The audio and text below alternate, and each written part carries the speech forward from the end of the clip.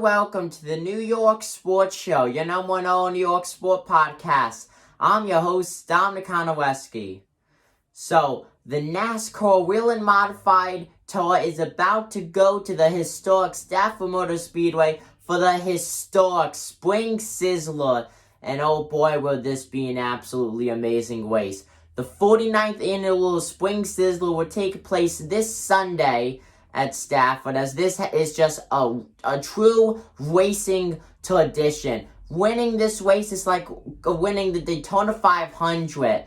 Everyone in modified racing shows up to this track. It is a race that you want to see. It's a race that you gotta see. It's the Spring Sizzler, folks.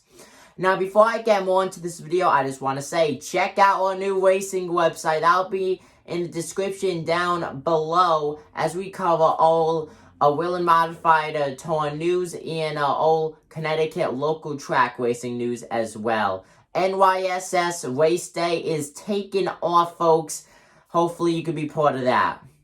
So going back to the Spring Sizzler, like I said, everyone who's anyone is there. Great race, great racing, and it really just comes down to strategy. Stafford Speedway is a very difficult track to get around, and I'm not trying to disrespect the track, but you got to be very, very good to win at Stafford. Whether it's a weekly feature event that they hold with their local racing or in the Wheel and Modified Tour.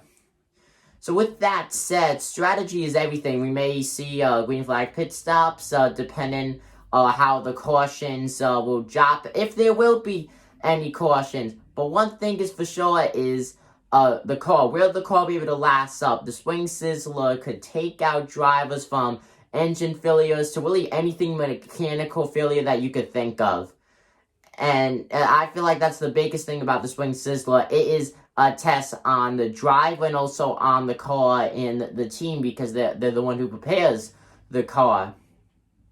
Now, overall, in the past few seasons, we saw Doug Kobe, who is a very well-known driver in the Modified Series, and now who is a Cup Series driver, Ryan Preece, just absolutely dominate the Spring Sizzler, whether it's them actually winning the Sizzler or just always winning up front.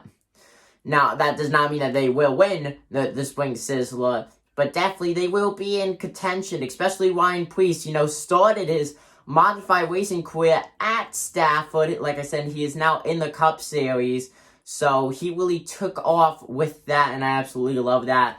I actually had the opportunity to interview Ryan at the Tri-Track Series event at Stafford back in October. That'll be listed in the description down below also, so make sure to go check that out. But one of the biggest drivers, though, that you gotta rule in, even though he overall he's coming into this race as, I guess you could say, a huge underdog, is two-time champion and driver who won the championship last season, Justin Bonsinger. You gotta rule him in. Yes, he has not won at Stafford in over 30 starts. Doesn't even have a win at Stafford.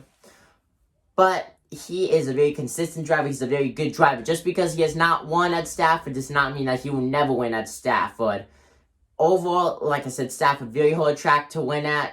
That does not mean that you're a bad driver if you don't end up winning. Nothing like that. It really comes down to, I feel like, more luck than anything. And Justin Bonsinger, of course, being a multi-time champion, definitely has a lot of luck and a lot of racing skills on his side. So he will definitely be up there.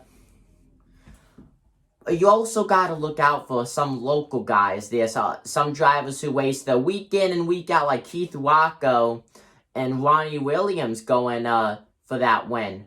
They know Stafford the best, and if they're able to get an opportunity that they will win, we both know how Ronnie Williams and Keith Rocco drive. That'll be very interesting to see. Overall, in the Wheel and Modified Tour, Keith Rocco has not had the fastest rise, but he definitely has the talent to win. Keith Rocco is in the top 5 for most winningest drivers at Stafford. Ronnie Williams definitely climbing up that as well. But I feel like it's going to be a driver that we have not seen win a race before. A driver that wouldn't really be on a lot of people's radar going into this race. And that driver is Dave Sapienza. I firmly believe that Dave Sapienza not only has the skill, but he has so much talent and just a great team to back him up.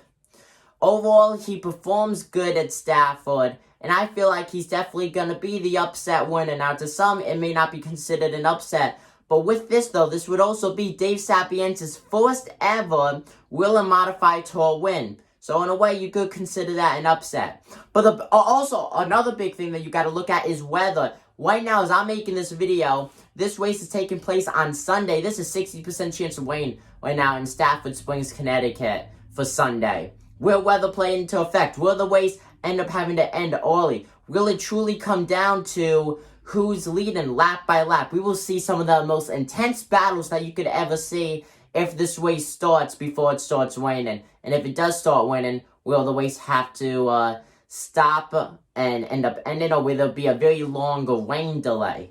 That's going to be, I feel like, the biggest factor into this race. Comment down below who you guys think will win. I'm your host, Dominic Conowski of the New York Sports Show. Thank you guys for watching this video. I'm signing out.